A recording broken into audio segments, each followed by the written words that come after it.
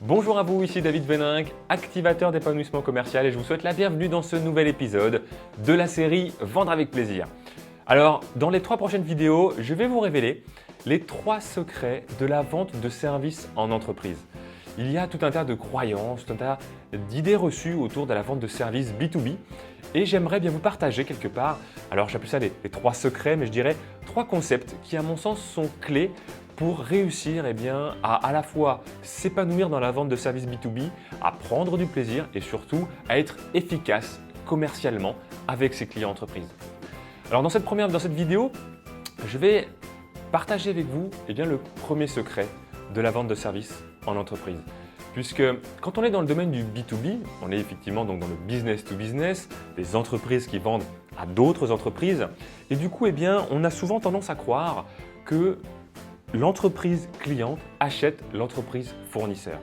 Dans la réalité, mon expérience m'a bien montré des centaines et des centaines de fois qu'en réalité, ce ne sont pas des sociétés qui achètent à d'autres sociétés, mais ce sont bel et bien des individus qui achètent une relation réussie avec d'autres individus.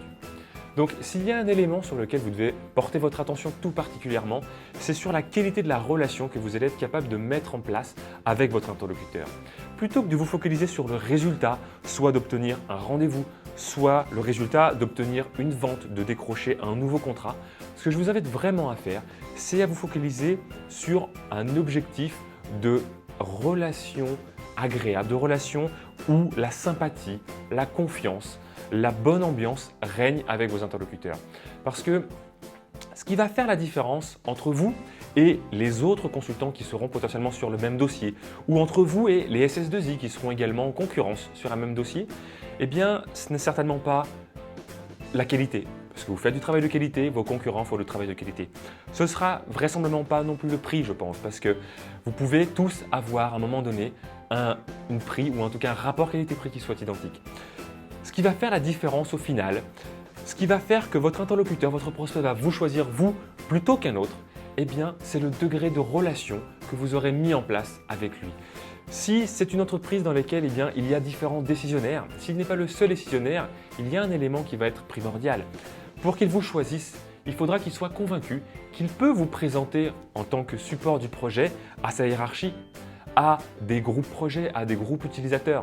Il faut que finalement, votre personnalité, votre relation, votre façon d'être avec lui puisse lui être profitable et puisse lui permettre de, grâce à vous, grâce à votre façon d'être, rayonner auprès des autres membres de l'entreprise.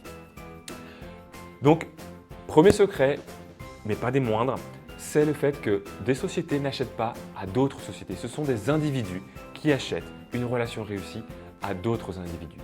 Donc dès demain, mettez le focus, non pas encore une fois sur le résultat, mais sur le fait d'être dans la sympathie, d'être dans la confiance, d'être dans l'échange, d'être dans la co-création avec vos clients pour que ce qui prédomine dans l'état d'esprit de votre client, c'est le fait qu'avec vous, il va être en mesure d'être en phase de partenariat, de ne pas être dans une position de simplement fournisseur-acheteur, mais d'être en face d'un partenaire.